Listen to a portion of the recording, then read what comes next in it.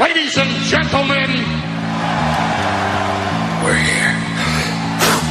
I'm part of the Kliq, isn't everybody? Yes! Yes! Yes! I got an idea, yeah. Beat up John Cena!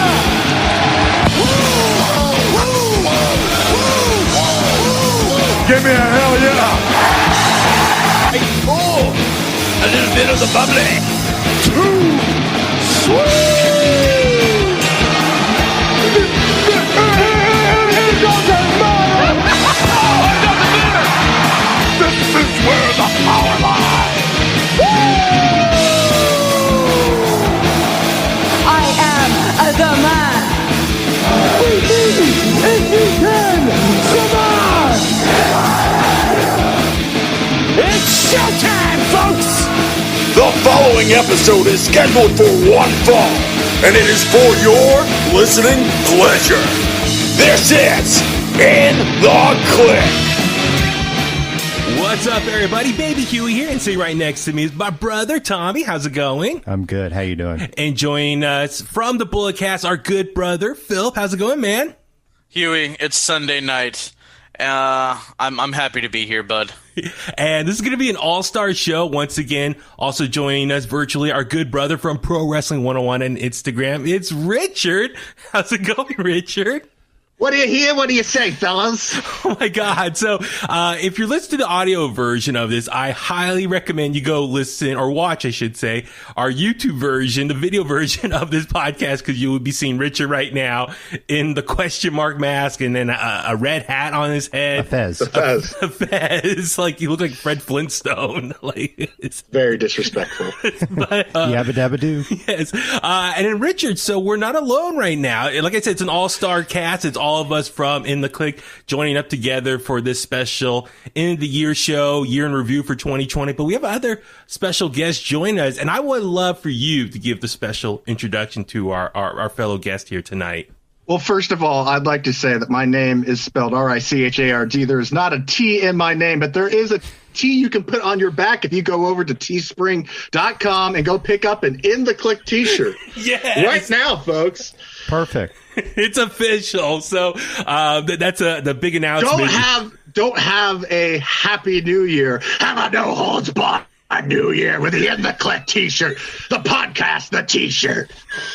As for our other guest, I would like to introduce the man that helped create the theme for this show. Uncle Baby Billy himself, William Bosco Davenport, who controls Animal Wrestling Association on Instagram. How's it going, Thank you. William? The Thank you. The leader of the Bounty Hunter Brothers band. These are all factual statements, and I stand by them. Your facelift looks great. Thank you. I was going to say, I'm so happy we're going to do a video version of this podcast. You can see William's mask that he's wearing right now. That's a scab. It's not a mask. This is so no one can tell. No one can tell who I am controlling Animal Wrestling Association. I don't need them knowing who I am. Can you please explain? This is the face of COVID. Oh my God! Can you explain, Animal Association or the Instagram account? Yes. So wrestling is a thing that I really enjoy, but I also enjoy animals a whole lot too. Okay. I mean, who doesn't? It all started one night when Jordan Devlin, I've heard he's a friend of the show. Yes, he is. You were drunk too. Yeah. I also noticed that he looked like a Sphinx cat. And so I just started sending pictures of Sphinx cats to Richard that said Jordan Devlin on them. He would add the text Jordan Devlin to the photo. That way you knew you were looking at Jordan Devlin. Yeah, instead of texting me, this cat looks like Jordan Devlin, he'd send me a photo that he edited and put the work into to write Jordan Devlin on it. And then it started turning into graphics with moving emojis. And Yeah. Nice. Yeah, I got blocked by Jordan Devlin. Yes. On what, Instagram or Twitter? Instagram. Well, I'm not on Twitter yet, but I'll get blocked there soon. Oh my God. So you went ahead and made this account inspired by him, and then you immediately got blocked by him, but then you kind of went ahead. No, not immediately. It took a couple of weeks. He'd do it every Wednesday. No, it took a solid couple months. I was going at it. Once a week. Oh my God. And just tagging Guy him? looks like a cat. Yeah, Guy he looks does. like a cat. He my looks God. like a feline. Oh Yeah. my God. That's hilarious. So we encourage everyone to follow that account for the hilarious posts that you make. And It's great content. yeah, amazing content in the social space. But also, like I said, if you're watching a video version, I highly recommend you do so because William is wearing a Mauro Ranallo Mamma Mia shirt that Richard gave him. But Richard, can you also explain the significance of William wearing a Mauro Ranallo shirt? Well, William does the Mauro Ranallo introduction at the beginning of this particular podcast. So he is a It's master of... uncanny. It's in fuego. A tope suicida out of nowhere. Oh my God. This episode's going to be What the hell? crazy. Mamma mia. I think I might, yeah. There you go. So now, Philip, how you doing? How you doing, Philip? I'm here for all of it. I'm excited. I'm This is glad great. Philip's here to kind of balance out all the the energy and it's going to be all over the place tonight. But like I said at the top of the show, it's going to be year in review or in the year review of 2020, a very crazy year that it was in pro wrestling. A lot to talk about. And listen, we know there's a lot of great shows out there that do a form of this type of show where they break down all the big moments and highlights of the year. A lot of shows do award shows as well. Philip, I know the Bulletcast, your podcast, is going to have an award show. Please give a plug for that as well. Oh yes, the Casties. The Casties are coming out. Nice. They will be recorded Monday. Baby Huey will make an appearance Monday afternoon, and they'll probably be up about Wednesday morning. I would assume so. Awesome. Yeah, it's going to be a lot of fun, man. Looking forward to that. And always, please just remember, subscribe to In The Kliq on Apple Podcasts, Spotify, Google Podcasts. And yeah, as Richard announced, it's official. If you follow us on social media, we have t-shirts now, In The Kliq t-shirts. Look, I'm wearing mine. Tommy's wearing his. Richard. Philip, he's got his Bulletcast shirt, but Philip, you have an In The Kliq shirt as well. I'm doing my X-Pac NWO duties tonight. Wow! Yeah, oh my God, yeah. he's going outside of the Kliq family. Yeah, I know. I'll when I put on the In The Kliq shirt, I'm X-Pac and DX. Okay, all right. But William, we'll talk off there. I gotta get you a shirt as well. So I kind of want to do It's in the mail. I sent it to you. Oh, that's right. All right. Didn't you get the tracking I sent you, William? It's probably it said it arrived today. You should go I'll check. look out there. I'll You should go check. Go down to the office. Please leave it right Oh, now. Oh my God. my bad. So hopefully William will come back at some point. But listen, no, it's There he is. oh, he's back. Did Are you going find to it? give him? Are you going to give him your questionnaire? Which Before who's your favorite wrestler? That kind of stuff. Oh, okay, yeah. So, anytime we have a new guest on the show, we like to do some little quick icebreaker questions. So it's 3 questions. Your all-time favorite wrestler, all-time favorite match, and a bucket list item you want to do within wrestling. So, case in point, I've said this before in the example, I would love to go to Japan and watch Wrestle Kingdom in person. So very open-ended. There's been, I've heard a variety of answers. So that's kind of the whole fun of it. So please, if you want to quickly just go down the list, who's your all-time favorite wrestler? Well, first off the top of my head, Sting. Okay. Positively one of my favorite wrestlers, performers of all time. I had the privilege of seeing him a couple of times with WCW shows out in Nice. Colorado Spring. So that was fun. Day 2 of the Russo-Bischoff administration. So I got to see a real good Thunder. Oh my God, that is awesome. Okay, now going off that, do you have an all-time favorite match? And not necessarily with Sting per se, but just in general, you have an all-time favorite match that just comes to mind that anytime you watch it, just never gets old. You recommend it to anyone to watch as well. Terry Funk versus Sabu, the barbed wire death match. Just the best. Yes. Violence Born to for be violence wired. sake. Oh yeah. Born to be wired. Nice. I remember Born that. to be wired. Yeah. Nice. And then, lastly, do you have a bucket list item in wrestling that you would like to do? Either go somewhere, attend a show, meet someone, accomplish something in the ring. I don't know, whatever it is. He's met everyone with me. I have met a lot of pro wrestlers, which is nice, and I do like going to shows again.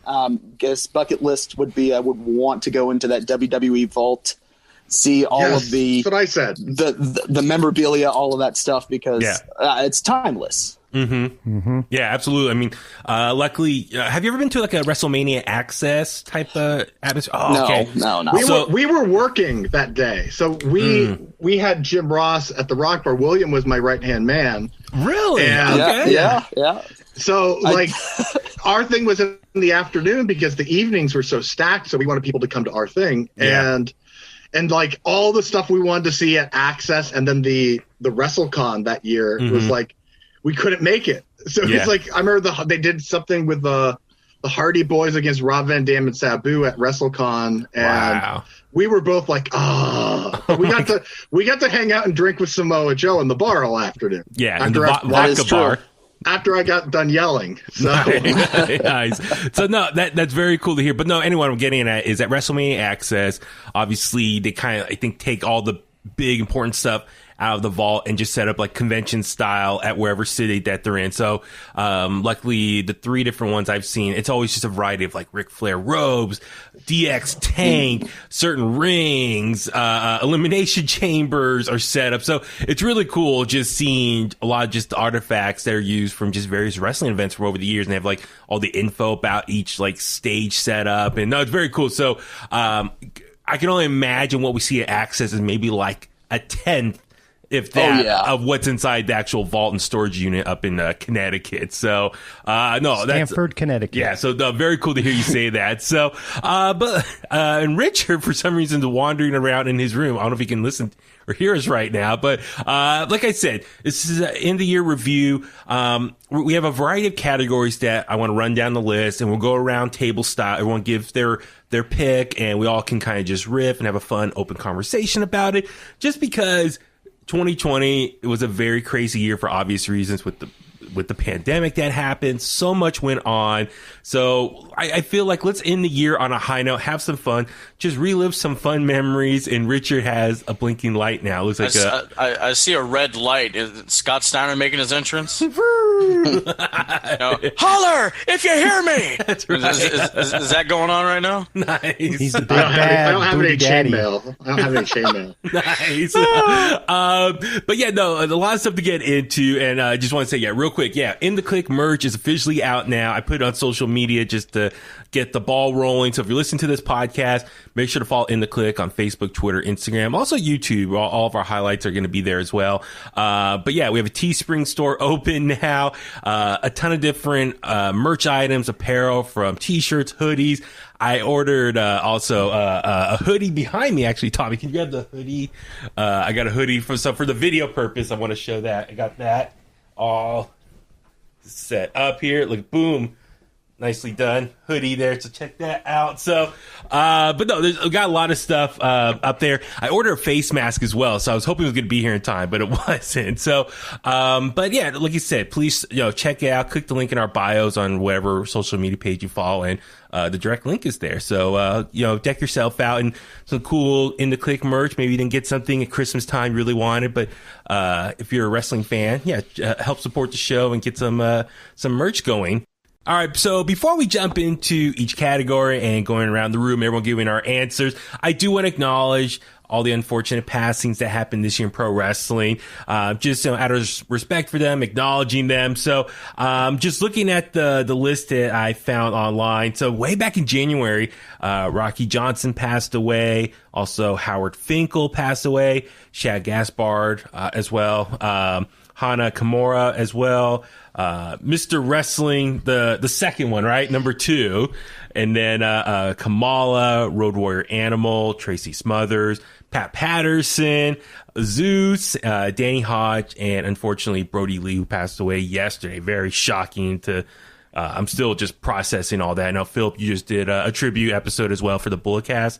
Yeah, I did that before we hopped on here. Go check that out, guys. I go over the WWE run and his AEW run, which was only 7 months, but he did a whole lot. Yeah. So, it was very sad. And like once again, we said yesterday, our thoughts and prayers are with his family and friends during this difficult time. But it's just crazy just to see the number of wrestlers who passed away this year. On top of just the crazy year 2020 was. I mean, with the pandemic, so much other craziness going on as well. So I figured let's go around the room real quick, and everyone, maybe a word or two. How would you kind of just sum up 2020? So, Richard, I'll start with you. Any particular word that comes to mind of what 2020 was? Fucked. Yes, that's a good answer right there. William, how about yourself? You're so cordial about it. I'm trying to be professional here. I don't know how professional. I just don't know how I would top that, but I would maybe say two words and in fuego, as in literally the world's on fire. Yes, good. That's a good answer right there. Literally, it was. I mean, you look back at March and April and May, just how crazy everything was going on. And, by the summertime, it looked like things were kind of, cooling off a little bit. But then, now recently, the last month, a big spike and everything. So hopefully things will turn back around. Philip, would you like to please remind everyone what to do with themselves, to stay safe out there? Oh, what was it? Danny? Wear your mask, wash your hands, wash your ass. That one? Exactly. I forgot all about that. Jesus. So, Philip, how about yourself? And is there a word or two that come to mind just to sum up what 2020 was? Katie Vick. That's a good one. That's a very good one. Tommy, how about yourself? Heelish. Yes. 2020 was the ultimate heel. So that was very much true. For me, definitely chaotic, with just so much going on with the beginning back in March where everyone was trying to figure out what was going on. More than 2 words, brother. You're done. Next. But no, April as well, we saw they're trying to figure out what to do with WrestleMania and just a lot of the empty arena shows that were starting out. Yeah, chaotic is a word that just jumps to my mind. So, luckily, I think, here we are at the end of the year.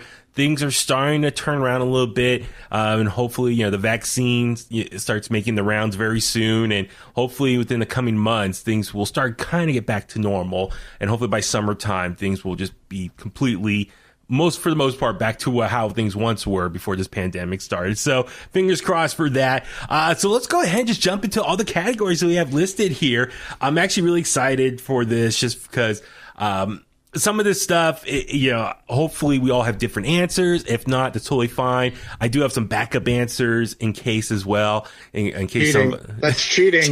I'm an overachiever. That's what it is. Over cheating. So, like I said, what I'll do is I'll announce the category. We'll all go around the room, give our answers, riff about it, just have some fun. And like I said, I hope the whole podcast itself will just be a fun episode for you guys to listen. Just remember the good times, because that's what we want to focus on. Be positive, focus on the good times out there in pro wrestling this year. So category number 1, or topic number 1, tag team of the year. It's an interesting topic because, Richard, we were talking last night on our episode that we recorded that, Bret Hart acknowledged that he thinks Vince McMahon's really killed off the tag team division. But, at the same time, there have been some great tag teams that still shine this year. And I think there's a lot of good teams out there that perform. And I'm really excited for 2021, where the tag team division and all the different companies out there, where they can go. So I'll start with you, Richard. Please, who is your tag team of the year? My tag team of the year is the Golden Role Models, Sasha Banks and Bayley. Nice. I thought they were stellar. Just everything was hard hitting. They're more complex than the other women's matches that we had seen for the tag team titles, and I just thought they stood out really well this year. Yeah, absolutely. So, just that. Besides Asuka, I think Bayley and Sasha did a tremendous amount of work just carrying WWE, especially during the empty arena shows, and we start bringing the crowds back, filling it up with some people. But no, it's just their body work. And then what happened later on in the year at the end of the summer, with the two of them falling apart, that was another great feud there. Philip, how about yourself? Tag team of the year, which stands out for you? Baby Huey and me. Yes. No. I had the Golden Role Models too, man. I mean, they had all the gold, and they were on all 3 shows for a nice little bit of the year. So, I mean, they did great work. Yeah, absolutely. I mean, I appreciate the fact that they took advantage of the women's titles being able to appear on all the shows. So they even made appearances on NXT, at least in the crowd and whatnot. So that was very cool. So William, how about yourself? Tag team of the year. Well, I also had Bayley and Banks as my top tag team of the year. However, I put down the Street Profits as a kind of honorable mention on that because I kind of figured that they would dominate because they were just so good at being bad guys. Just despicable. Anybody who can make fun of Michael Cole is going to win that out on my top list of anything. Yeah, absolutely. And you can tell that Michael Cole just hates Sasha and her blue hair. You can just tell. Yeah. No, definitely, Bayley just really, as her heel persona really took off with the addition of Sasha Banks at her side. Yeah, just the way the two of them interacted with Michael Cole at the commentary table was very fun. So hold on. He did that on purpose because remember when Sasha came back and she was showing off the hair? Yeah. So she did this interview with Michael Cole where she was in the back. Michael Cole was at the announcer's desk. Mm-hmm. And she turns to Michael Cole, or she looks into the camera and says, Michael, aren't you going to ask me about my hair? No one wants to hear about Becky. And he just says, Sasha, no one cares about your hair. So since then, I've said that various ways with profanity to William, Uncle Baby Billy. And it's now become something that was minute into like a stupid inside joke. Oh my God. It's hilarious. No, I'm really excited to see what else Sasha Banks has in store as SmackDown champion. And yeah, I would love maybe her and Michael Cole should get into it a little bit more. I think in the new year, that could be a lot of fun. Tommy, how about yourself? Tag team of the year? Without a doubt, it is the Street Profits. Yeah. Because they're just charismatic, on the mic, cutting promos. Montez Ford is the best, has the best frog splash in the biz right now. It's just high flying. They're action packed, and to me, they're the modern day Harlem Heat. Yeah, dude, Street Profits have been so entertaining between the backstage segments, the things they do. They were kind of teasing what's happening on the show, and they want that smoke. Yeah, and they want that smoke. All the stuff they do is very fun. The Viking Raider stuff was a little campy, but once I got past that, they had the feud with Angel Garza. No, it wasn't. It was you enjoyed the miniature call. I did all of it. Oh, and then fighting ninjas? Come on. Exactly. You forget about the ninjas? I know, that's right. I forgot about that one. But once I got to SmackDown, I clean slate, exchanged the titles with the New Day, and they've been really rolling on SmackDown. And I would say Angelo Dawkins is a pretty underrated worker. Yeah, I know a lot of people focus on Montez Ford and his athleticism, but Angelo Dawkins, I really see like his work in the ring as well. So both of them just have great chemistry with one another. So I really think they do an amazing job just putting the tag team division, really elevating it as a whole for WWE. For me, I'm going to say FTR.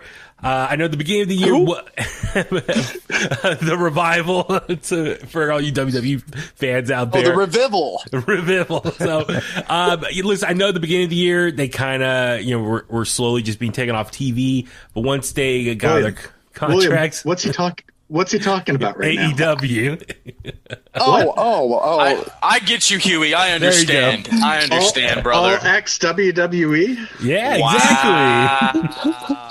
Wow. But with FTR, once they showed up to AEW, what I like is they do have that old school ground and pound style, that old school tag team wrestling.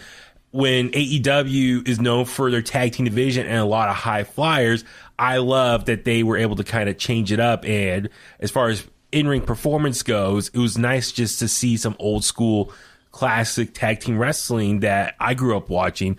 And I think depending on the matchups and who they took on, it was just nice to see something different and not just high spot after high spot after high spot. So for FTR, they kind of mix it up. I mean, when they finally beat the Young Bucks and became, they beat Heyman Adam Page and Kenny Omega to be champions. They had a great match also with the Young Bucks. The Young Bucks ultimately won the titles there. So I really think they were the great tag team of the summer. So it was a lot of fun. But like I said, all great tag teams here. So it was a lot of good stuff. Let's see. All right, let's move on over to our next category, Heel of the Year. Definitely the biggest heel of this show today is going to be Richard. I can tell from his glasses he's wearing now. But heel of the year, I definitely think there's been a lot of good heel personas out there that have been performing on all the shows. But definitely, I would love to hear what you guys think of who really set the tone and really made it tough for our baby faces to go out there and perform every week. So, William, I'll start with you on this one. Who is your heel of the year?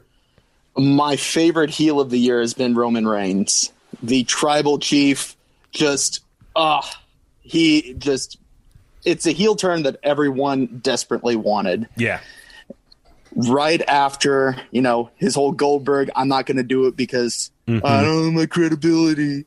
And, the fact, the COVID and the sickness and all of that stuff. Yeah. Whatever story he wants to put out there.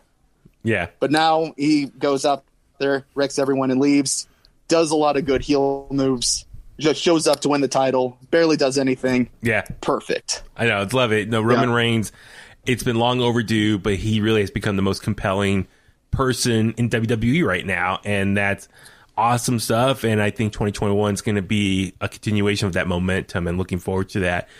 Philip, how about yourself? Heel of the year.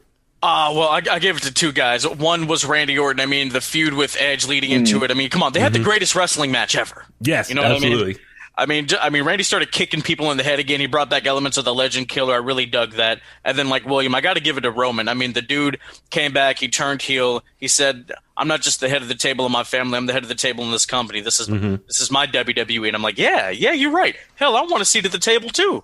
Absolutely. So even if it's a kid's table. I gotta say, Roman Reigns, he's a bad guy, but he hasn't murdered someone. So I'm changing to Randy Orton. That's true. I'm with you. Richard, how about yourself? But William, he was dead before the fire. Oh. Before he lit him on fire, he remember he was laying dead and motionless. Danny even made note that he might have soiled himself, but let's post that clip later. I'm convinced that the RKO potentially had snapped his neck because of the violent way he entered the ring when he was in flames, of course, as you saw. Naturally. But you saw his lifeless body before he put the gasoline on him. Are you trying to say that Randy Orton was possessed by Percy Pringle? I think that the essence of the Fiend left his own body and entered Randolph's body, only to light his former body on fire. Because Randy has a beautiful physique. I'll say that. He's very, very good looking. Yeah, absolutely. So, Richard, you're saying, okay, Randy Orton.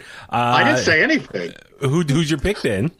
Oh, Randy Orton. Okay, there you go. Because he makes people soil their pants. So no, he killed a guy.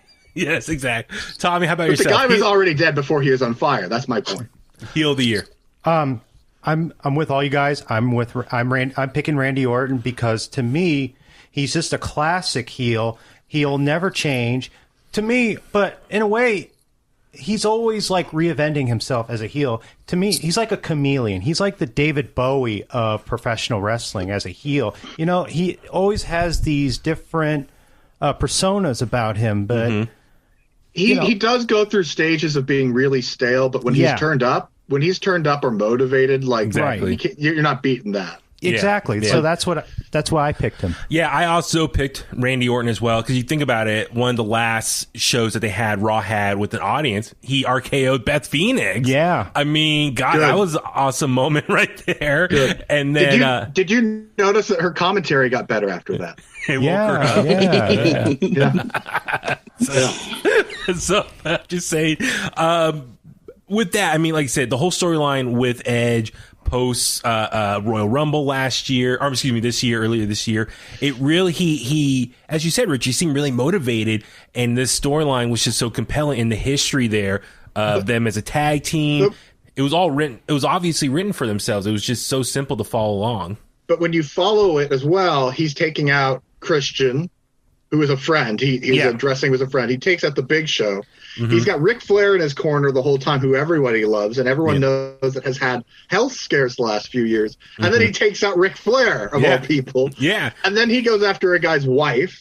Shawn Michaels. Yeah, you think about Edge. Yeah, the WrestleMania match. Well, the WrestleMania match was a little long and boring. The second match, the greatest match. Terrible. Yeah, the greatest match was much better. Yeah. But remember when he had the goggles and he turned the lights off, the night vision, beat the crap out of everyone in the room. It was just these great moments. I'm like, yeah, he's being total heel, going after everyone, and he was just unstoppable. So it was just such entertaining stuff. And then that led to ultimately with his feud with Drew McIntyre. And I think, unfortunately, that kind of cooled him off a bit.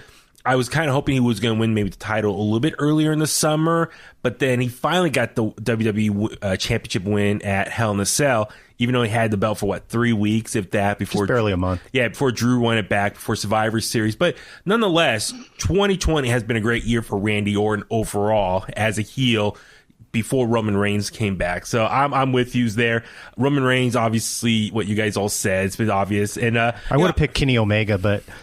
I don't really like Kenny Omega in general, or Finger McBang, because I'm a Jim Cornette guy, so, you know. No, this is where Jim Cornette and I will actually agree. Kenny Omega is one of the worst professional wrestlers ever. Thank you. I will go on record and say that Great Khali is a better professional wrestler than Kenny Omega. Oh, yeah. Woo! Look at Kenny. And I actually hate the Great Khali. I think he's absolutely terrible, but he's better than Kenny Omega. Yeah, absolutely. Oh my God, Phil, look at that. Yeah. I know what I said. I do want to acknowledge, I mean, even though the guy didn't get to work too long, Walter did some great work at the early part of the year before the pandemic started. But then since he's been back with NXT UK's relaunch, just doing some great stuff as well with Imperium. So I'm looking forward to what he can do as NXT UK champion. All right, next up, speaking of heels, we got to talk about baby faces. So... Babyface of the year. Let's see, Philip, I'll start with you. Who is your babyface wrestler of the year? I'm gonna go Moxley, bro. I'm gonna go with him. Okay. I mean, the leading up into the match with Le Champion at Revolution this year, huge pop when he wins the title, and he kind of had to do what McIntyre had to do, carry a company in the midst of a pandemic, and I think he did a pretty decent job overall. The match with Brody Lee, the match with Hager wasn't the best that I've seen, but later on in the run as the world champion, the feud with MJF, they really turned it up. The feud with Eddie Kingston, they hiked it up a notch. Yeah. And then going into the match with Kenny where he loses the title, I thought Moxley, he did well overall as a babyface this year. Yeah, no, Moxley, you can argue, definitely he won the title right before the start of the pandemic and carried them all the way up until just a few weeks ago as champion. So definitely had some great matches there. Richard, how about yourself? Babyface of the year? Drew McIntyre.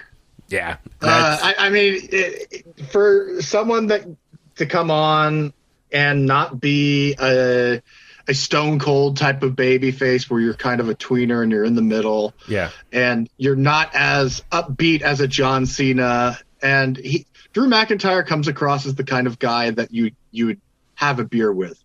And like, he's cool. Like, exactly. Stone Cold's beer. There you go. I think that he's done a wonderful job. He's not boring by any means, because he doesn't give enough to be overexcited or over soft. So he's just kind of like this in between kind of cool champion. Yeah. And he looks like $1 million. He looks like a hero and a champion, and he's great. I know ever since this man, Drew McIntyre, came back to WWE in 2017 with NXT, he looked, like you say, $1 million. Like his whole look, like he really just bulked up, and he looks amazing. Bulk up. Yeah. And I watched his matches in Evolved. He looked tremendous. I know. So Drew McIntyre, what he's done in the last few years has been amazing. So William, how about yourself? Babyface of the year? Well, Drew McIntyre is definitely the top of mine, but I also put down as a memorable mention Rhea Ripley. She started out as an NXT champion, lost to Charlotte. I don't think it really did anything to distract from her just being over. Oh, yeah. Monster challenges, like Gonzalez. There's no shame in losing to Charlotte. Not at all. But just all of the matches that she was in, just the monsters that she tackled, even the Robert Stone brand hijinks, fantastic. Yeah, and she's a great seller. Yeah, absolutely. Yeah, absolutely dominant. Yeah, no, I love it. Last year in 2019, out here in Vegas, went to an NXT show, and she and Bianca Belair had basically their warm-up match before the Portland pay-per-view. Yeah, okay.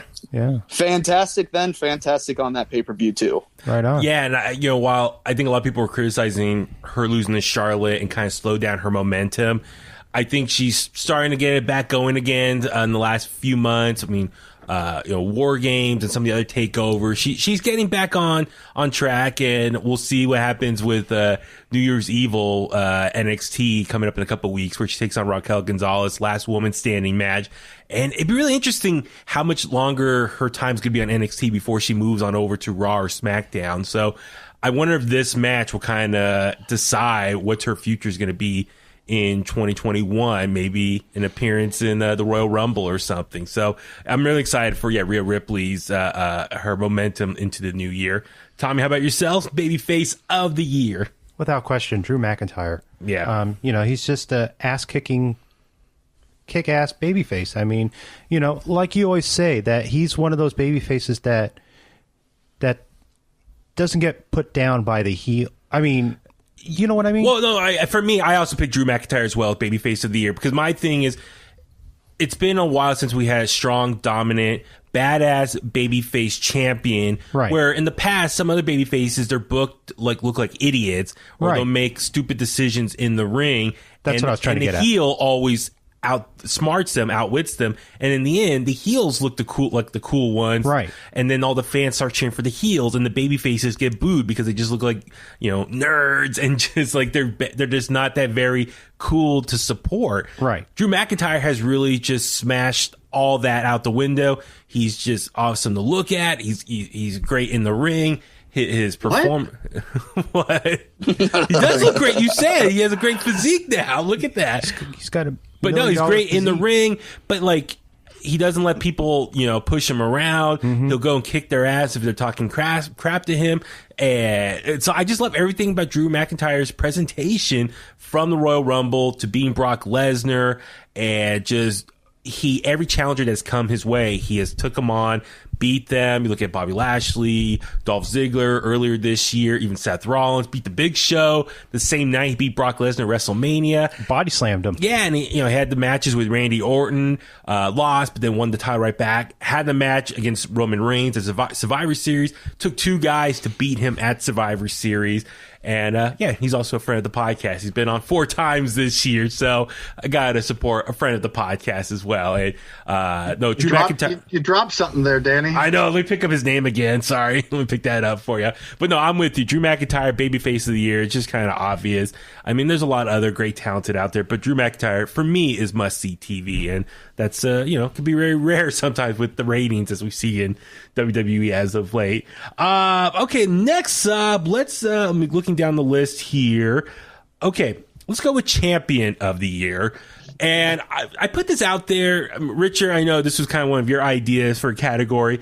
I kind of think let's keep it a little bit open-ended. If there's a particular champion, any division, any promotion that for you really stood out, that was fun to watch, you thought they had a great title reign, they had great matches defending that championship, I that's how I kind of interpret it. Is that safe, Richard, for when you kind of came up the list? Okay. Yeah, there was nothing that specified you had to be a world champion. Gotcha. Okay, cool. Okay, well, Richard, in that case, I'll start with you. Who's your champion of the year? Adam Cole. Boom. Boom. Why is that? Did you see the run that he was on? Yeah. Longest title reign for NXT history. Yeah, absolutely. I mean, he was working double duties on Raw and SmackDown, and I know part of that's from last year as well. But I mean, shoot, you didn't know when he was going to lose that when he lost it. Yeah, you weren't quite sure. So 403 days. Boom. There you go. That's awesome. No, it's really great. It just, Adam Cole has been such amazing. And now we kind of see him more as a babyface on NXT. So where's that going to lead into the new year? There's been rumors long going that Undisputed Era was going to break up. So is that going to happen eventually? Who's going to be the babyface? Who's going to be the heels of that faction? So a lot of uncertainty, but that's also the excitement for moving ahead to 2021 is what's going to happen next. Will he eventually go to Raw or SmackDown eventually? Where'd you hear that rumor? a lot of places, a lot of dirt sheets out there reporting it. Yeah, a lot of them. Any one in particular? No, I mean they're all over the place. Philip, how about you? Who was your champion of the year? R-Truth. Good choice. I'm joking. That's a great answer. I like that. I wanted to see how long I could keep it. I mean, you have to give it. You have to give it to Drew McIntyre. I mean, to carry the world championship, the number one prize in the game for the number one company during this crazy time. That's mad. That's mad respects. That's mad props. Absolutely. Yeah. Tommy, how about yourself? Champion of the year. My pick was Drew McIntyre. Yeah.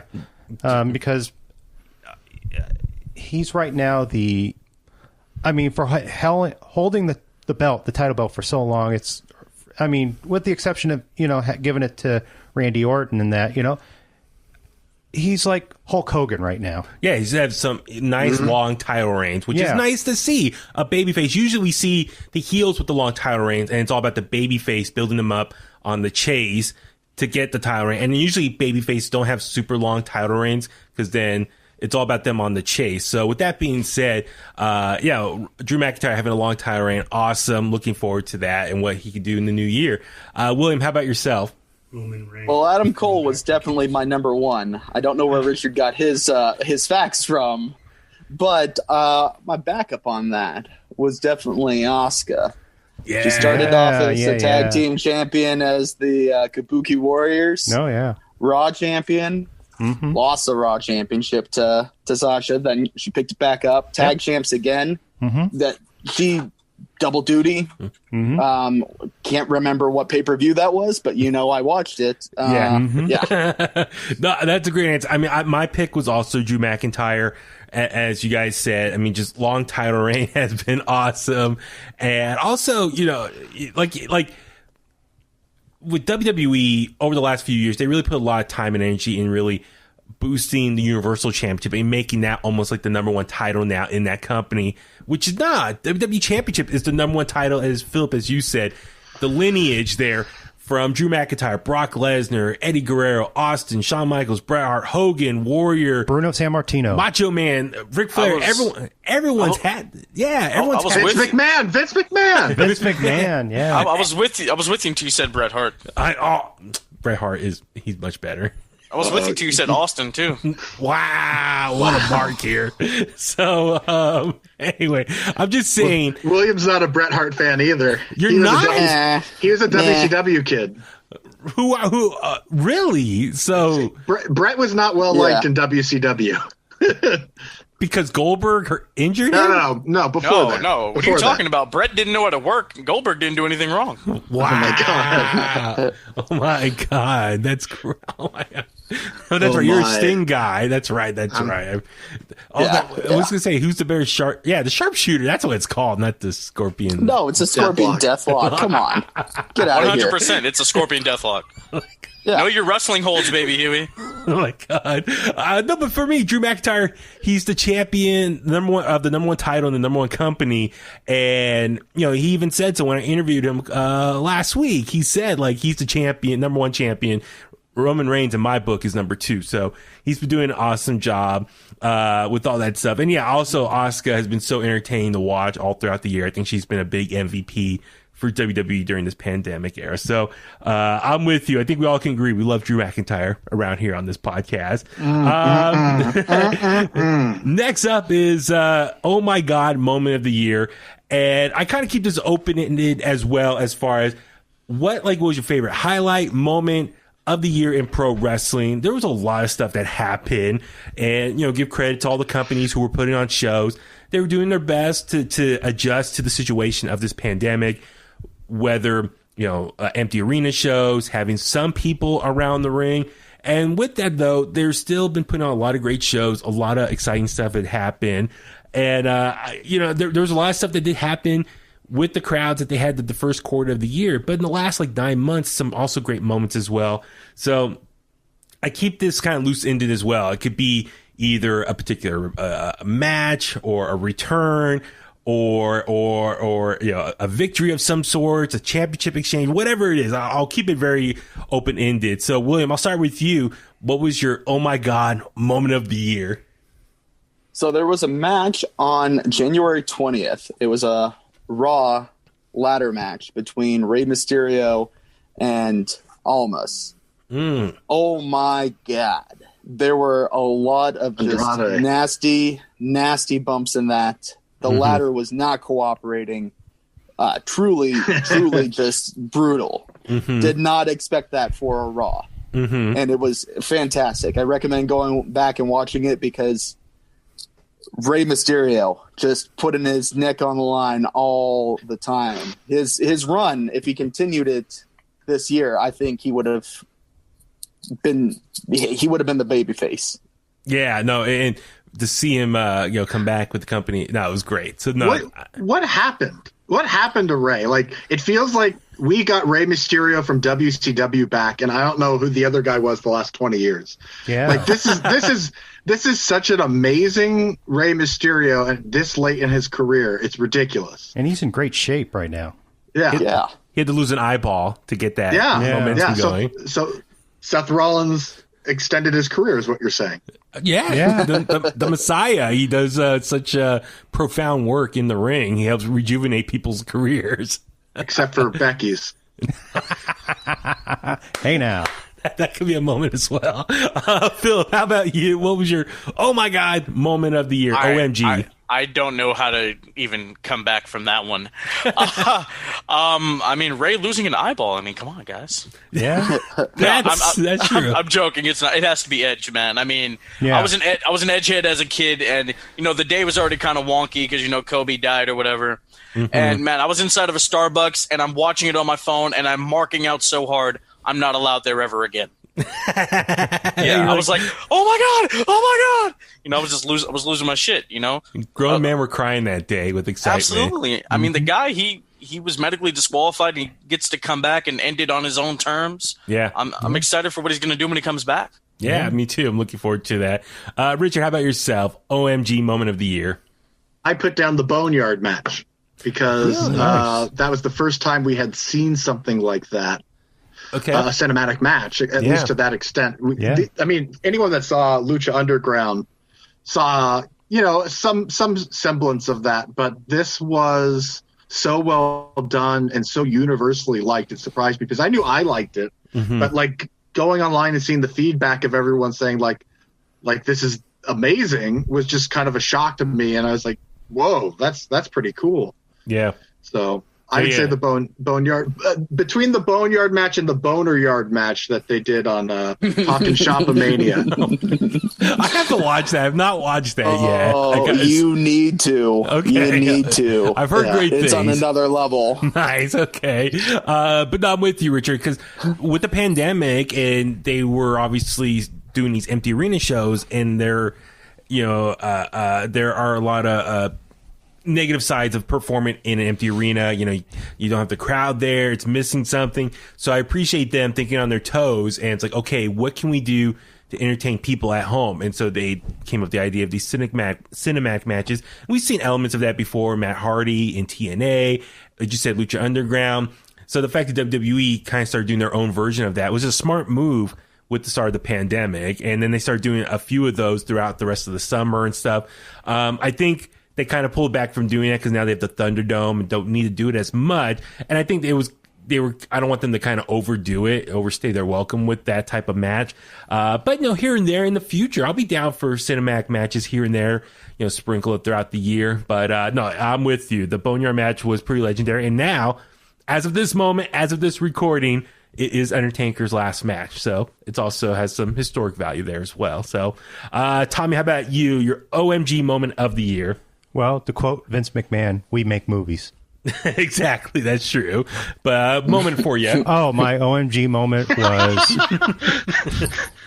Anyway, it was early this year at Wrestle Kingdom when Naito won the IWGP Heavyweight Championship. Yeah, night 2, defeating Okada, right? Yeah, defeating Okada. It was great match, great storytelling. The ring psychology in that match was top notch, and Okada winning it finally. I know he won it back in 2016, but it was a short run as champion. He only held it for like 2 months at best. Well, how long did he hold it this time? Didn't he only defend it once? Yeah. Because the pandemic started, And then when they started finally doing shows again, Evil won that first night, which I think it was a way just to kind of get people talking. Right. But then he won it back. But he again. regained it. So he's back champion right now, heading into Wrestle Kingdom. But not 15. only he retained the Intercontinental title, but he finally won the prestige IWGP Heavyweight Championship. So he's technically now he's a 3-time IWGP World Champion. So it was a great match. So that was my oh my God moment of it was good. 2020. He had the 2 belts on him as well. Tranquillo. Yeah, exactly. No, that was a lot of fun watching that, his matches. For me, God, I mean, listen, I mean, I'm going to throw it out there, Becky Lynch announcing her pregnancy and giving Asuka the Raw Championship. Oh, Richard's done. leaving. Come on, people were talking. People Magazine, all the tabloids. It made the rounds. This is something from E! Network, man. Becky Lynch's news made ESPN. All these other media outlets started covering. So that type of exposure for them was to great gossip for WWE. So Becky Lynch, had to leave. Asuka, who won the Money in the Bank match, it was announced that the briefcase it was not just a contract for a future title match, it was the actual Raw Women's Championship. And Asuka's reaction was awesome. It was priceless. The Twitter that night was on fire with everyone reacting to it. So good stuff there. Hey, what happened to those Hunter S. Thompson glasses you were wearing, Richard? He took them off. I don't know what you're talking about. All right. But no, I definitely got to announce. I mean, another oh my God moment was just what we saw last weekend at TLC, how Randy Orton set the Fiend on fire. I mean, talk about... he killed him first. He killed him first, and then he tried to hide the evidence. Yes. That's what it was. And you're laughing. I hope you put this video out so everyone can see that you're laughing that a man died. He should have dumped the body off at the Hudson River. Exactly. Let's see. You effed up. You effed up. You effed up. I think of another OMG moment was, Evil winning both titles, IWGP Intercontinental and Heavyweight title from Naito. That was a big moment. How about Alexa Bliss joining the Firefly Funhouse? Yeah, that was great as well. Yeah. Roman Reigns returning at SummerSlam with the spear, then winning a week later at Payback. And then Paul Heyman aligning himself. So all that in a week or 2 time span was amazing. Hey, listen. Don't forget, Mustafa Ali is the hacker. Blew my mind. Yeah. That's a good one. That's true. That is a good. Who saw that coming? Yeah. That's a good one. Not me. So I thought it was CM Punk. I really did. I thought that's who the hacker was, guys. Oh, my God. Oh, my God. That's a great point. Let's see. I do want to acknowledge AEW and Impact looks like working together. So Kenny Omega showing up with the title, AEW title over on Impact. That was OMG for one night. For one night. And then once Impact got it, they do what Impact does and drop the ball. Well, because they pre-recorded everything already, so it's like all his segments are separate, either on the bus or on a photo shoot. So he's not doing anything in the ring yet, and they probably won't until late January. So, I but hope the Bullet Club reunion, that was cool. I hope Kenny Omega and Impact disappear both together forever. Wow! Oh my God. I wouldn't have a problem with that. And then also, I just want to acknowledge Bayley turning on Sasha. That was also pretty awesome. Like OMG, like you knew it was coming. You just didn't know it was going to be as violent as it was. Exactly. Yeah. But, hey, it was still a good moment. So yeah, awesome. A lot of good stuff. So please let us know in the Kliq at gmail.com if there was a moment that stuck out to you. So Richard, should we do men and women, then match of the year, or I'll let you decide kind of what you think the order should be. Is that what we're down to? Or we have a show of the year too? Match of the year, show of the year, men and women. So I don't know. I think match of the year and show of the year could be really fun. So that's why I was thinking maybe men and women first. Yeah, let's do that. Okay. We also have top prospect. Breakout star. Predictions for 2021 last. Right. Yeah. Okay. Now how about this? Maybe we'll do match of the year first. Let's knock that out. Do you want to do that first? You want to do that one? Or, are you down with that? Philip, how about you? What do you think? Sure. Okay, let's do match of the year since we're already kind of talking about just all these OMG moments, which are very much part of some big matches Good that segue. happen. So match of the year. Tommy, I'll start with you. Okay. What was your match of the year? Without a doubt, from NXT UK, it was Walter versus Ilya Dragunov as my 2020 match of the year. I mean, we talked 25 minutes of hard-hitting, stiff, strong style action. Yeah, it was amazing. We talked about it on the podcast. We reviewed it. It was awesome stuff. I mean, I think having no crowd there actually helped elevated the match even more because you heard those chops, everything. It was real brutal. loud. I loved All it. that. I loved it. It was so great. That match was so good, like I forgot nobody was even there. You know what Yes. Yes. Credit to them as performers. Yes. So, yeah, no, awesome stuff. Philip, how about you? Match of the year. Well, I hate to, because this person's in it, I hate to do it, but I'll do it anyway. I have to go to AEW Revolution, the Bucks and Kenny Omega and Hangman Page for the AEW Tag Team titles. Mm-hmm. I mean, that's not just one of the best tag matches I've ever seen. That's one of the best matches I've ever seen in general. Yeah. I mean, just the story between all four friends coming together to wrestle for the company's tag titles. The Bucks saying they'll never do the golden trigger to Kenny, but they do it anyway. Then he kicks out at one, and I'm like, oh, okay. we're getting fired up. And then Hangman looking like a star and beating the Young Bucks and solidifying that, no, I wasn't just a jobber from Ring of Honor that you guys picked up. No, I can really do this. Yeah. So I thought that was great. Absolutely. No, it was a lot of fun. That whole pay-per-view as a whole was great. Richard, how about you? Match of the year since you got your glasses back on. I'm going to go with Edge and Orton. The first one? The second one. The second one. All right. Part of that has to do with the fact that I have never, ever, ever, ever been an Edge fan. Ever. Okay. I did not ever care for Edge. I thought, like, of all the people that the fans liked and didn't scream that the WWE was shoving down our throats, I have disliked Edge since he won the King of the Ring. And That's true. That's very true. I just didn't see why he at that time he was going to be the next guy. Well, he mocked you. Yes.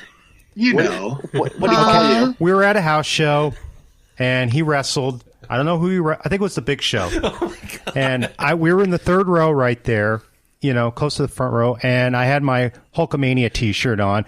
And he grew up as a Hulk Hogan fan, and he saw my shirt. Well, he was walking by, and I was yelling, "Hulkamania, brother!" And I was pointing at my shirt, and he was doing this, just mocking me, just mimicking me, and so I was just good heel work that night. I was pissed at him ever since. That's what I'm saying. So yeah, Tommy hates Edge to this day. Yeah.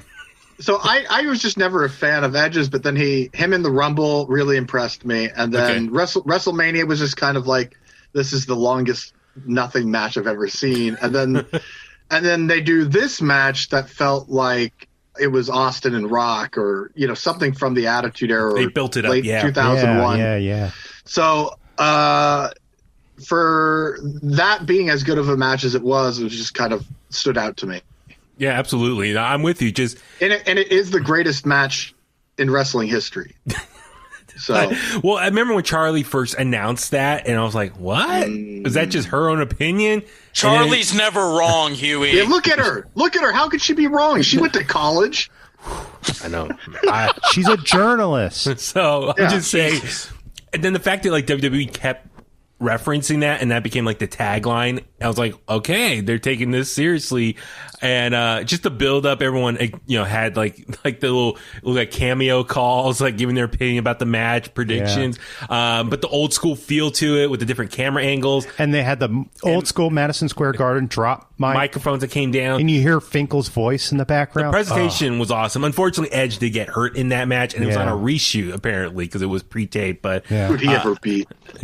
So, but overall, very fun match, and it lived up to all the hype. I thought so. To their credit, they did deliver. They did. William, how about yourself? Match of the year.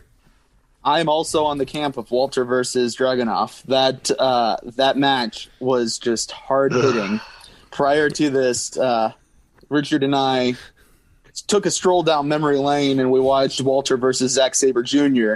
Just because we wanted to see someone get beaten bloody. That was great. Well, I got it again this year, which was fantastic. Yeah. Well, it was also just great because that match allowed for Walter to beat the gimmick out of Dragunov. Yeah. And you could see Dragunov is a good wrestler. Yeah. He's very it's- good. Like, it's just his gimmick got in the way. He would be The moans that he makes throws me off because it's like to me his in-ring is as good as Balor's, but like he throws me off with his grunting and moans. And so for Walter to hit him so hard so many times that no noise is leaving his body anymore made me very happy. And plus his facial expressions kind of look like a young Kirk Douglas.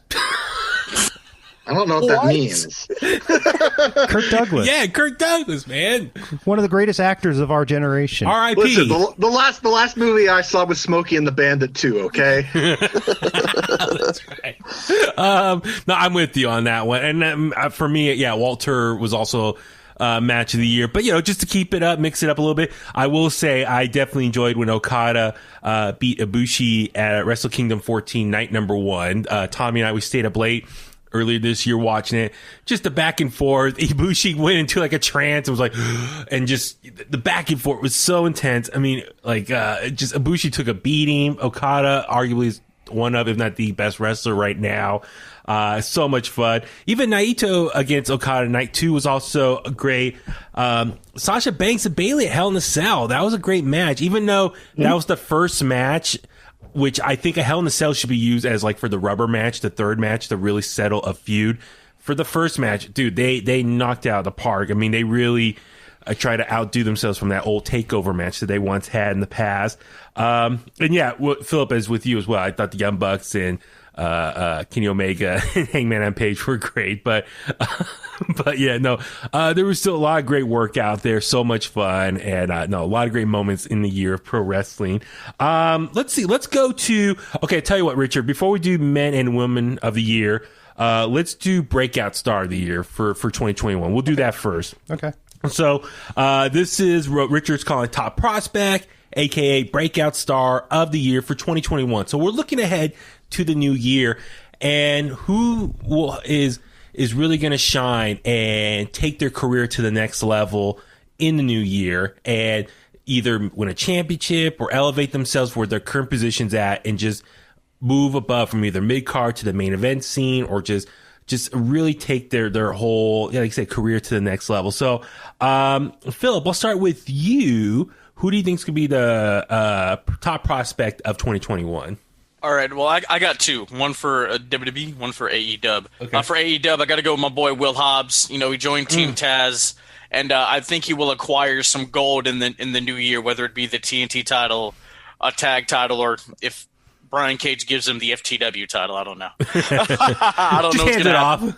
Hands it off, yeah, absolutely. And for WWE, I mean, Bianca Belair, she's had some time to shine in NXT. She never won the title, which it still kind of bothers me. Yeah. Mm-hmm. I mean, but people, they can go back, like Finn went back and Ember Moon and whatever. Yeah. But I think she does. Her stock will rise next year, and I think she gets some gold. Absolutely, no. I agree. Bianca Belair, great pick. I'm really excited for what she can do. I really thought, she was going to be NXT Women's Champion, but at the time, she was with Shayna was there, Rhea Ripley. So there was a lot of people in that main event scene. So she was definitely on the outside looking in. But I really think, 2021, I think she'll definitely should be SmackDown Women's Champion at some point. Richard, how about yourself? Breakout star for the new year. I'm going to go with Dakota Kai. I think that Dakota Kai is probably the best selling wrestler on the planet, male or female, at the moment, and she has been for probably the last 2 years. She sells everything like it actually hurts, and then she actually remembers to sell the move after she's moving on with the spot. So it reminds me of what wrestling should be, and she's a phenomenal in-ring talent, and now that we've seen her as a heel, she's pretty damn good on a promo. Absolutely, yeah. When she turned heel, I think that. I was going to say when she turned heel at War Games. Her heel turn at War Games last year really added a whole new layer to her character and how she's been performing this year, having Raquel in her corner, and I'm excited to see where she can go in the next year, how she could take her career another step up. Let's see, Tommy, how about you? Who's going to be the breakout star for 2021? I think it's going to be Keith Lee.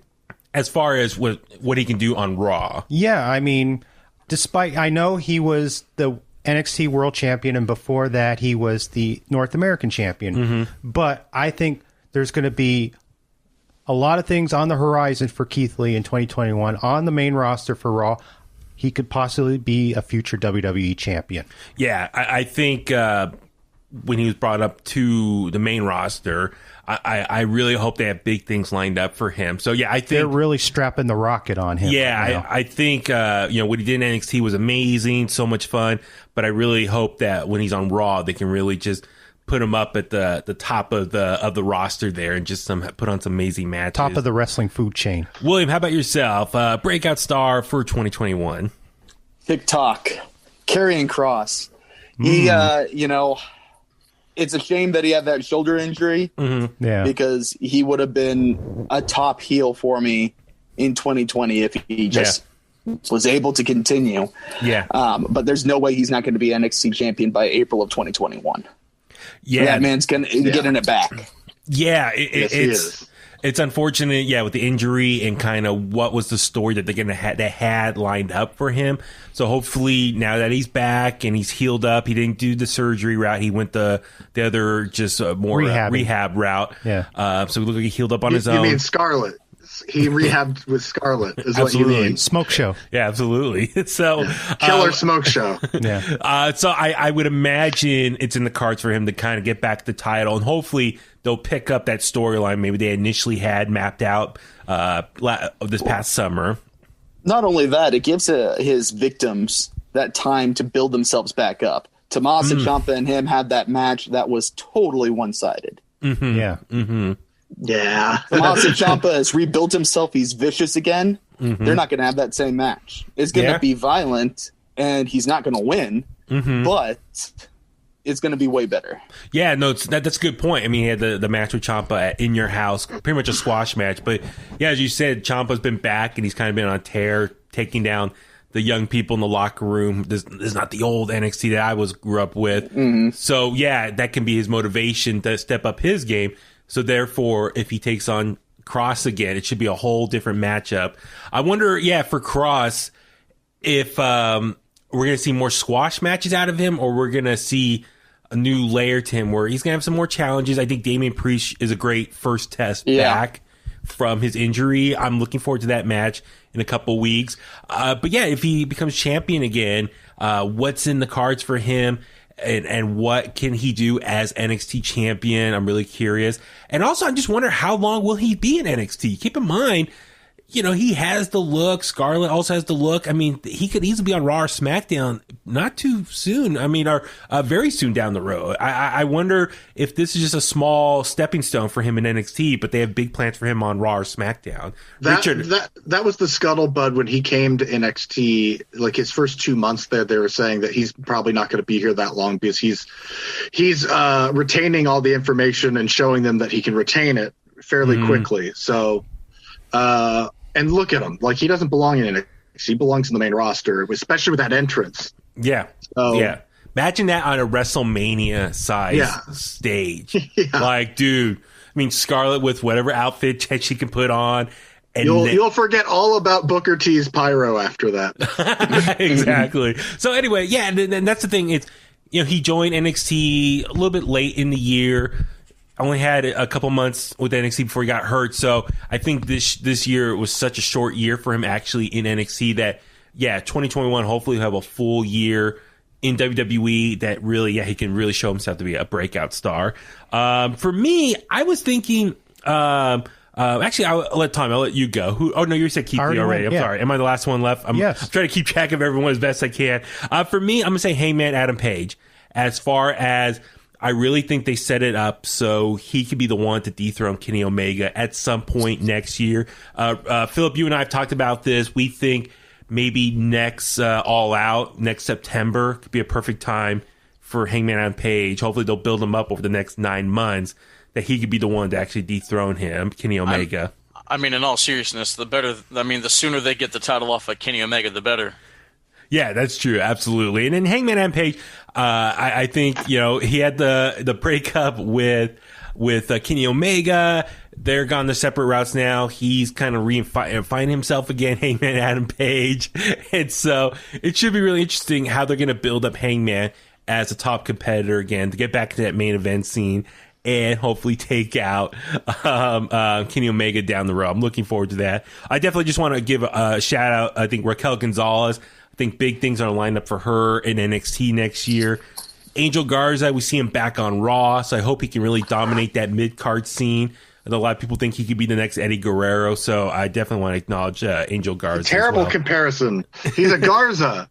If anything, he's the next Hector Garza. Who's Raquel? Hector Garza. That's his uncle. He's amazing. Who the hell is Raquel Gonzalez again?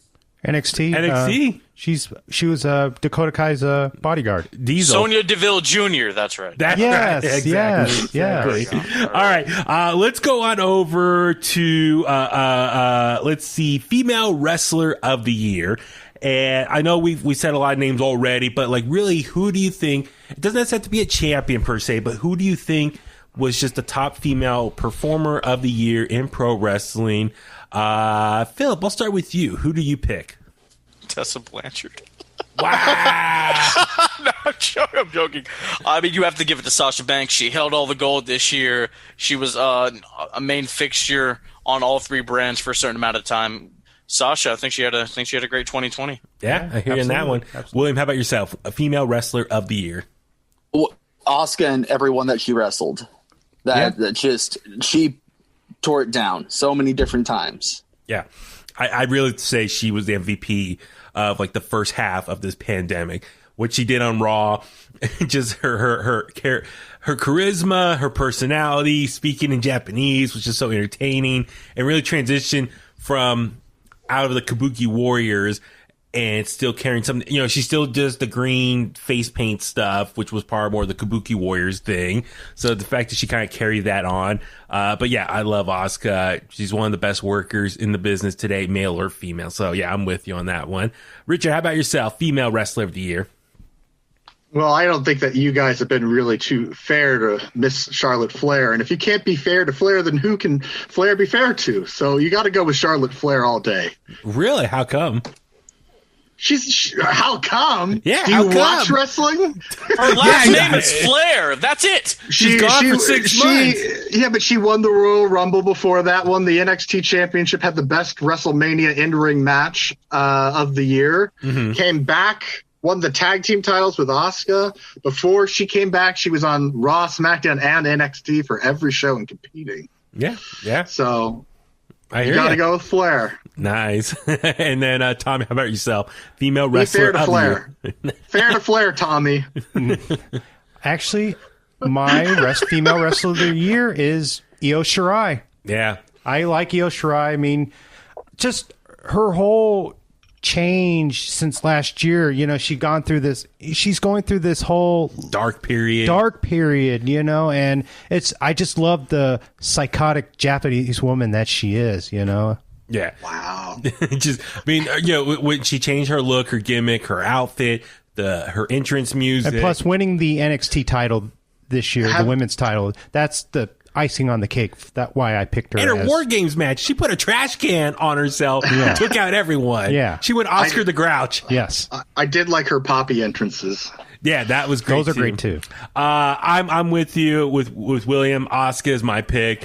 You think about just the beginning of the year with the Kabuki Warriors, her and Kairi Sane, and then, as I said a second ago, MVP of the pandemic, just jumping on commentary and just shouting stuff in Japanese was fun. And then the oh god, you know, none of us brought up, even in the oh my god moment. What's that? The Money in the Bank match with Asuka.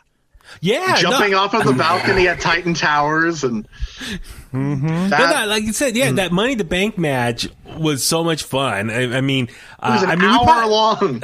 We easily could have done because men and women were going on at the same time, right? If I remember correctly. Yeah, I mean, Brother Love was there. Paul Heyman, like everyone through the table. Yeah. I mean, we could have done like best Cinematic match of the year if we wanted to, but that's tough. Yeah, but no, Money in the Bank match was fun. it just seemed like everyone was having fun. Daniel Bryan comes walking in. It's like, all right, guys, let's do this. Like he was ready to start fighting. Just he was so excited to tear it up in the gym down there.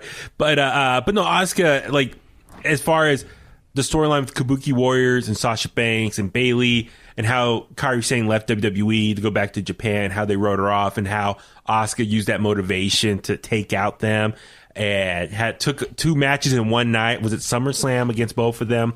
And God, I mean, what else can you say about Asuka? It just really shows, like I said, one of the best workers. I love just every time she's on TV, like she's just so much fun to watch. I love her entrance. Everything about her is amazing. And then when you watch her on YouTube, she has her own YouTube channel. She's like the complete opposite character. And so she's just such like this nice, sweet person. But in the ring, she'd be this total badass monster animal in there. So it's Asuka. I can't say enough good things about her. I love it all. And yeah, see what happens with her and Charlotte as tag team champions right now. I anticipate they're going to break up at some point and maybe lead to a WrestleMania match. And I hope Asuka can get some revenge for losing to her a couple years ago. So looking forward to that. All right, male wrestler of the year. Danny, before we pick anyone, yes, do we just want to count down from 3 and say who our favorite male wrestler of the year is? All at the same time? Because all at the same time. Because I'm pretty sure we can save a lot of time here if we all just shout it out. Really? On the count of 3. Yeah. Yeah. I think it's all going to be the same. Okay. Well, you guys are not going to do. You guys, Tommy and I are the only ones going to be doing it, and then you guys. No, 3, 2, 1. Drew McIntyre. Yay! Yeah, Drew McIntyre, everyone. It's hands down. Yeah, we already talked about it enough with him, Unanimous. champion of the year. So yeah, Drew McIntyre. Good, William. That was a good call on William's part. Yeah, so, I enjoyed that. All right, let's go. The Scottish psychopath in Fuego. Let's Claymore country abound. All right, we have a couple more left, so thank you to all the Kliqsters for hanging on, listening to this. Yeah, thank you to all the clickbaiters out there. Exactly. Let's see. Okay, we did match of the year already. Okay, all right, so we got 2 more left. Let's do show of the year. So, listen, I really feel like the first 3 months and the last 9 months are definitely 2, obviously, styles of shows. The first 3 months we had people in attendance reacting to all that stuff, but then obviously the last 9 months we had a mixture of empty arena shows. Now we're starting to get some fans back in there, so I'll leave it up to you guys. You can pick whatever side you want. If something that happened with fans in attendance, something that didn't happen with fans in attendance, it's okay. I mean, I think we all have plenty of different shows here. So Richard, I'll start with you. What was your show of the year? I struggled with this one probably more than the others. I go back. I mean, the most recent, what was that? TLC was is definitely, there's an argument to be made there. Yeah. But I could also say NXT in Your House, there was an argument there. Oh yeah. But I think for me, it goes to the Royal Rumble because the undercard of the Royal Rumble was fantastic. The Women's Rumble match delivered yet again. And we got a unbelievable performance by Brock Lesnar. To all the people that said Brock doesn't work, we saw Brock work for a half an hour in there. Harder than we've ever seen anyone work in a Royal Rumble. Big boy. Big hoss. Yeah. The first 15, 16 people were eliminated by just Brock. Yeah. And he made it look legitimate. I mean, there was a point where he used Big E to jump off of his back and clothesline Kofi and Rey. And it was just like, Morrison went flying. I remember right away. Shelton Benjamin, when he came out, they were like, yeah, the Minnesota boys, that connection there. We got Cesaro. We got Keith Lee, Rowan, like I said, big boy. MVP. Yeah. That was a fun show. I mean, I know you said it before on the podcast, but for anyone who hasn't heard, Royal Rumble is your favorite of the big 4, right? Absolutely. Absolutely. That was a fun show. Edge returning. Because it's my favorite show, like I felt like we had 3 Rumble matches because we had the women's match. The first half of the men's was like the Brock Lesnar show, and then a second half that was for Drew, which was great. Yeah. And we got Edge back in there, and with the ladies we got a busted open Beth Phoenix, which was awesome. Oh yeah. Because she was just gushing. Yeah, that's right. So I loved it. I thought it was great. A lot of fun. William, how about yourself? Show of the year.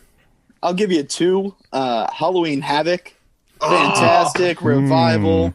Lots of gimmick matches. Loved everything. I even loved the Cameron Grimes zombie match. Fantastic. Fantastic. Shout out Shotzi Blackheart as host. And the cameo of Michael Hayes. Michael Hayes stole the show. I got a deal. Number 1 on that, NXT TakeOver Portland. Fantastic card. Standouts on that one, Dakota Kai and Tegan Nox in that street fight. That just had ECW feels all day long. Keith Lee and Dominic Dijakovic. Yes. The double slap on the chest, like that was intense. Yeah. Oh yeah, Thank God the he's got a Grizzly new Magnum. name because I can't say his name worth a damn. Who? T-Bar's a lot easier. Yeah, T-Bar's a lot easier. T-Bar's a lot easier. William and I are pretty big Retribution fans, I'd say. Oh God. Yeah. Slapjack. Yeah, slap nuts, like he said. Why do you think I'm wearing the mask? Oh. Why did they name him Tommy, Slapjack? how about you? Show of the year. It was Slapjack or is it Slap Nuts? Slap nuts. That's Tommy. How about you? Piss me off. Show of the year. It was NXT When Worlds Collide. Yeah, that Worlds Collide show was so much fun. Yeah, come on. It was just Walter. He won. He stole the show. I mean, it was 3-on-4 really because Alexander Wolf was injured. So that was just really made it more compelling. Yeah, well, the drama because literally you could tell. When was Worlds Collide? January. Portland was February. I believe. Oh, wow. I remember watching. I just thought that was like last November. Well, you think about it. So the first Worlds Collide in 2019, it was more of just different. It was like a bracket, like a tournament style, like 205 Live, NXT. I don't remember. Yeah, I don't remember. But they changed it up and made it pretty much like a takeover type show. And it was NXT UK versus NXT Prime. Awesome stuff. And plus Walter powerbombing Roderick Strong for the finish, if I remember correctly. Yeah, no, it was great. Just like you said, Alexander Wolf got hurt early in the match. It was 4-on-3. And it looked like all 7 guys left over had to call the match on the fly and kind of redo whatever plans they had lined up, and they made it still work. Yeah. Didn't Jordan Devon win the Cruiserweight that night as well? NXT Cruiserweight? So... Yeah, I believe so. So yeah, I'm with you. Worlds Collide was also one of my picks. For the sake of I'm with you, baby Huey. He does look like a cat. Yes. Meow. Philip, how about you? That's why I've been training so hard. Look at these. Jordan Devlin. Oh, got your name written all over it. So Freaks and Peaks, baby. Philip, how about you? What was your show of the year?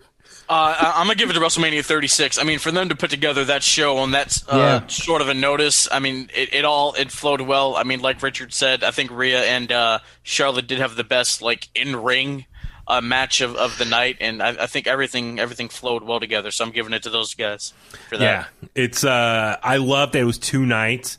I hope that's the model moving forward, that they keep it 2 nights.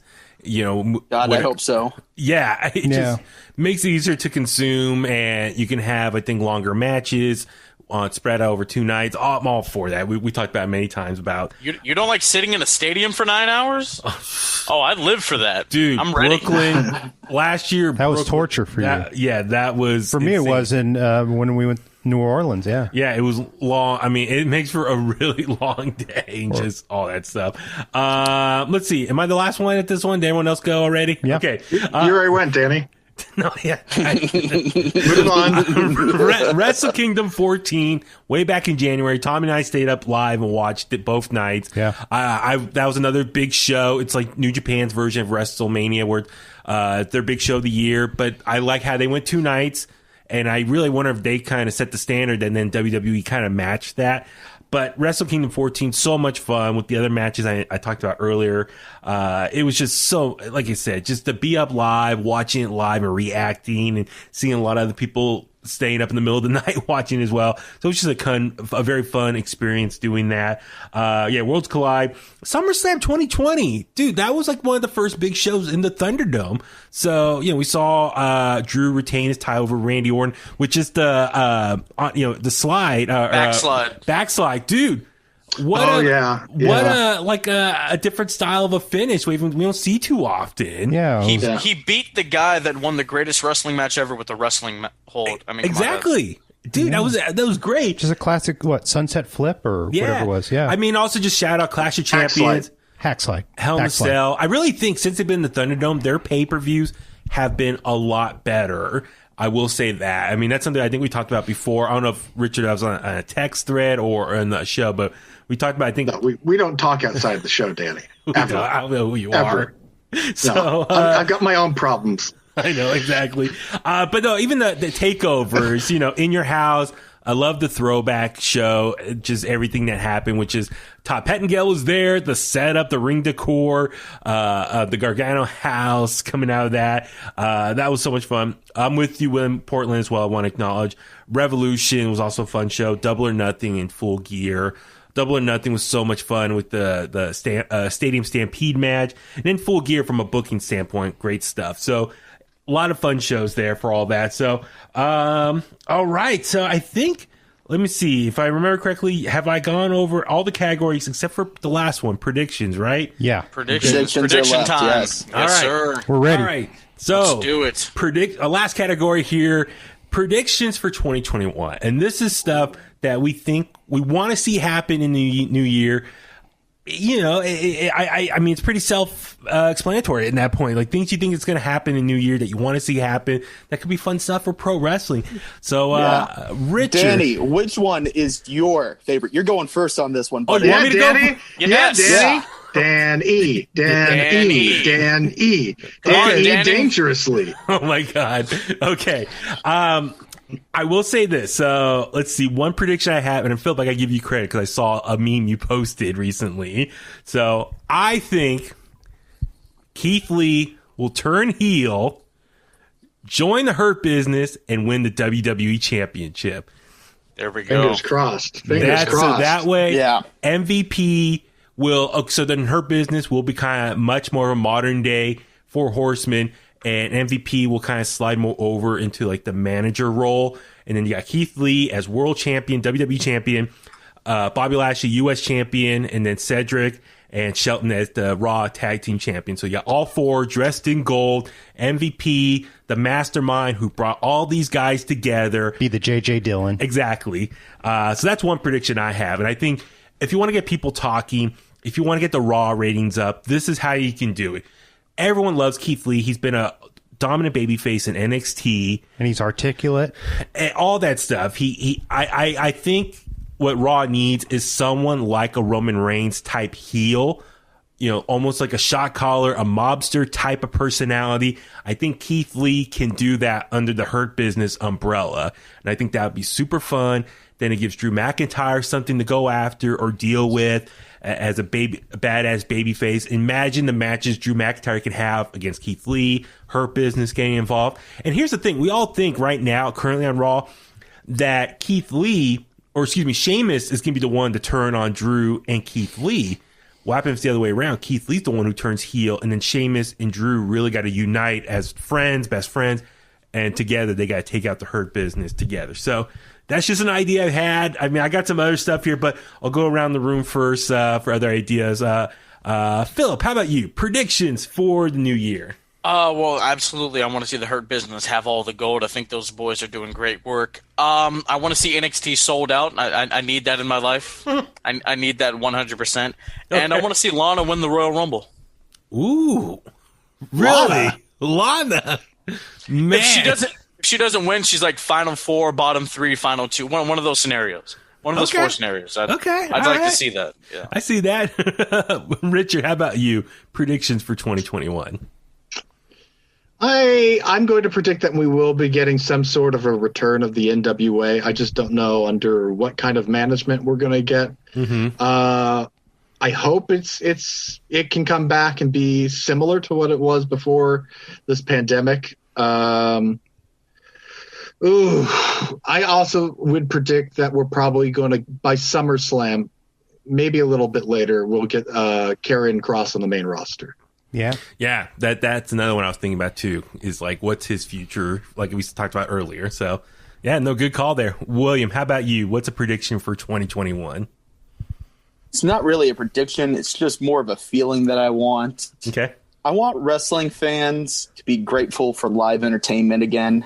Yeah. There have been so many pay-per-views and matches and segments and promos ruined because the crowd just decides to give up.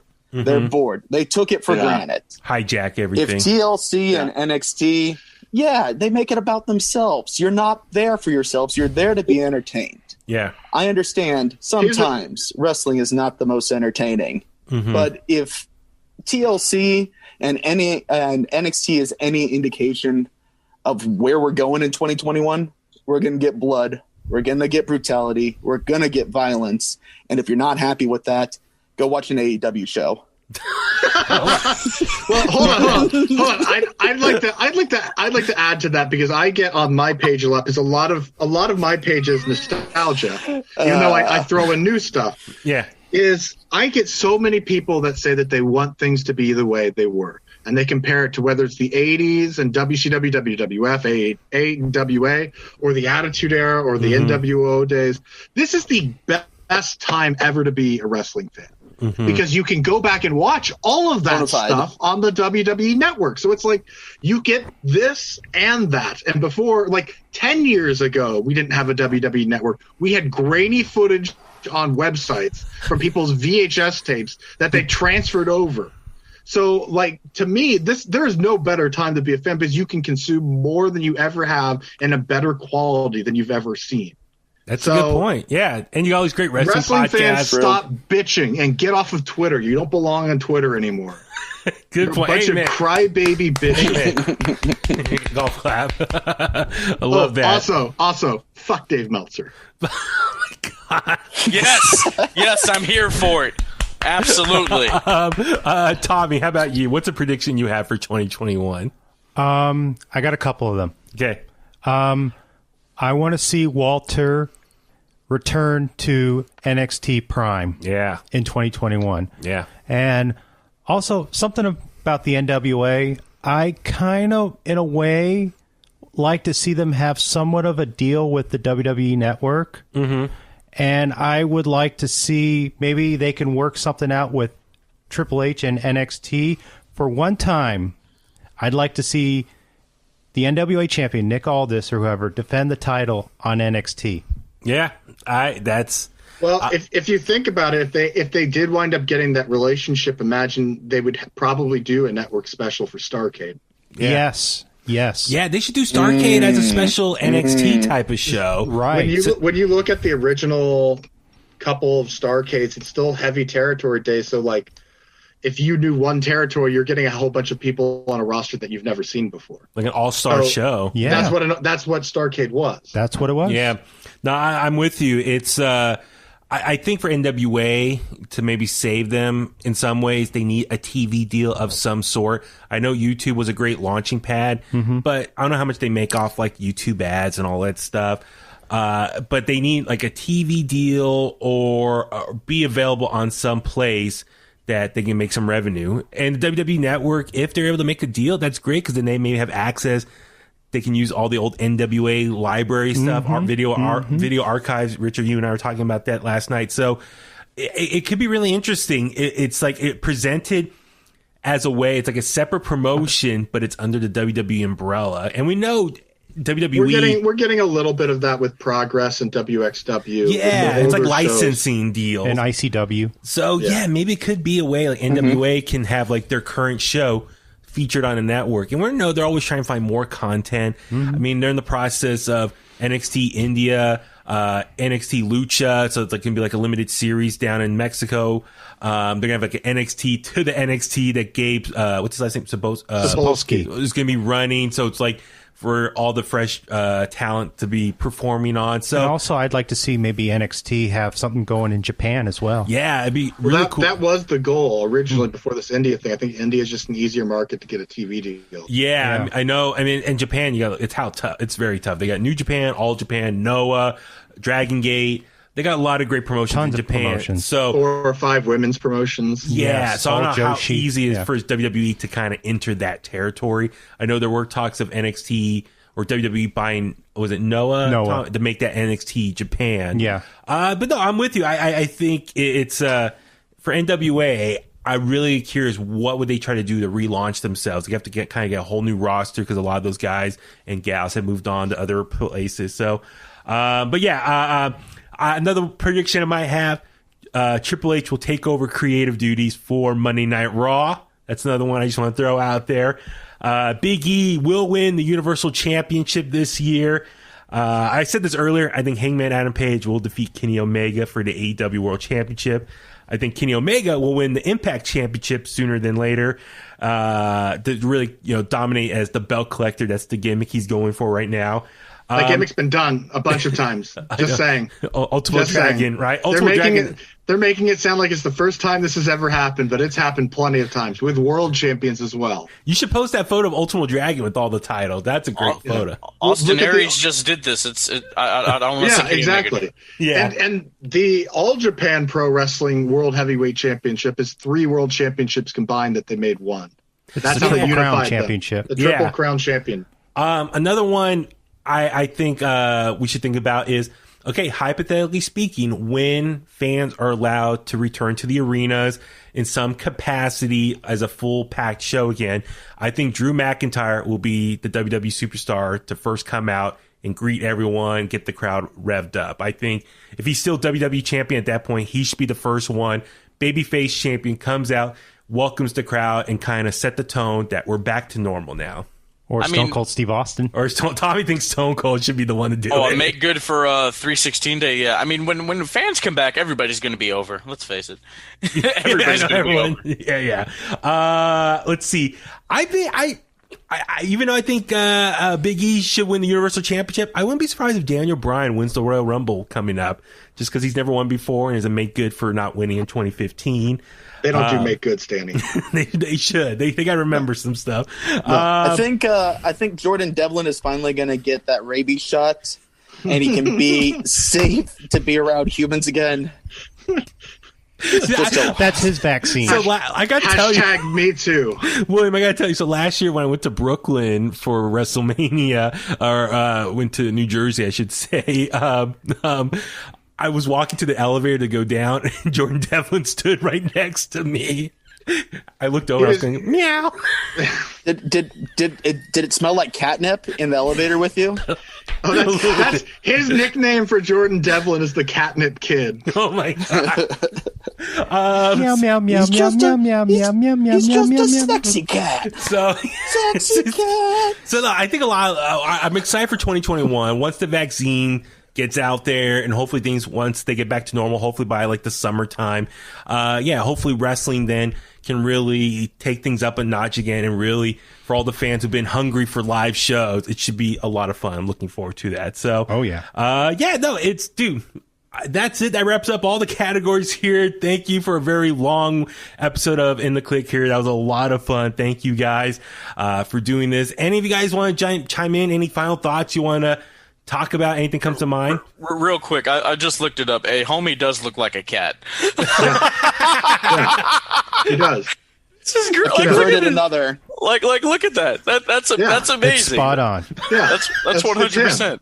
That's what it is. He finds photos of animals that are wrestlers that are making in a certain pose, and William will find an animal photo that's in an equal or very similar pose, and compare. And that is Animal Wrestling Association, AWA. I just followed. This is fantastic. Great stuff. So, Great okay. I'm just gonna say, I from one of my final thoughts is, I feel like Jerry Springer right now. Remember that? Danny.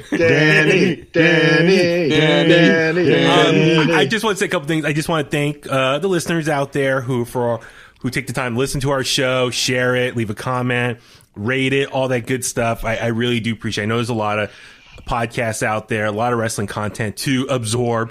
So for anyone who takes the time each week to listen to us, I really do appreciate that, because we all do just this for fun. Just a bunch of marks and jobbers. Exactly. Smart. They're a bunch of slunkers and jobbers. Jabronis.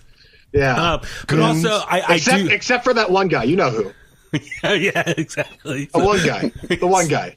But also, I do want to say this. I want to thank all of you guys here who've been on the show with me today. I know I've talked to you guys privately about this, but, going back to last June, I really wasn't sure kind of the future of the show, where it was going to go.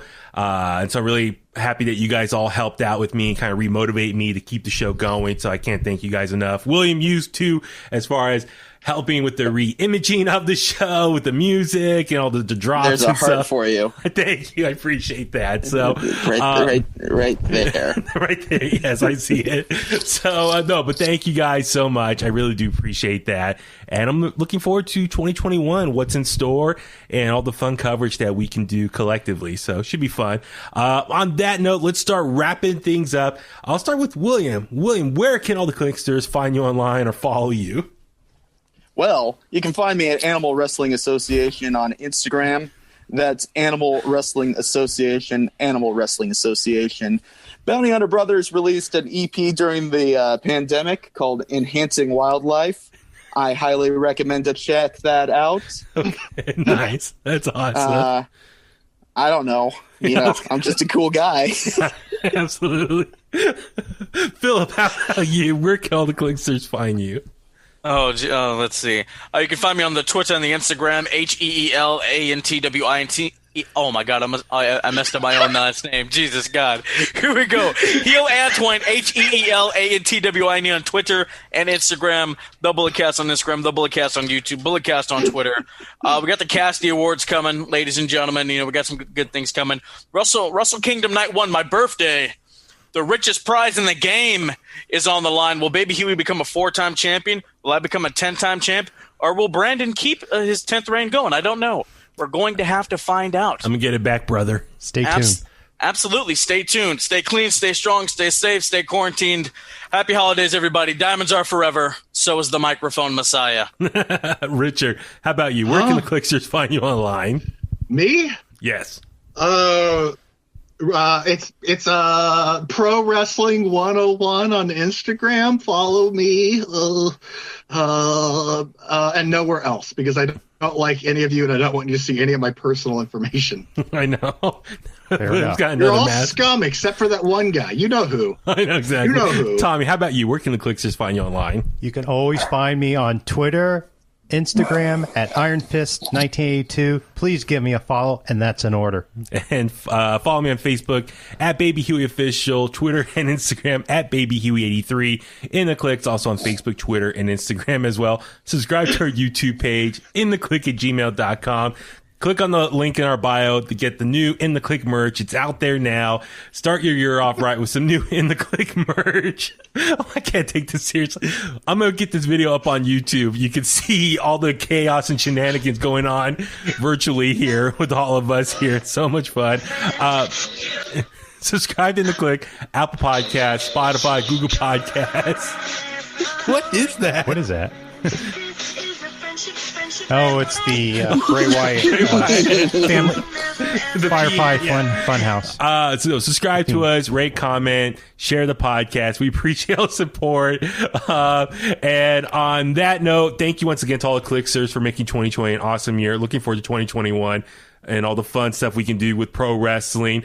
On that note, let's go home, and that's the bottom line, because Huey said so.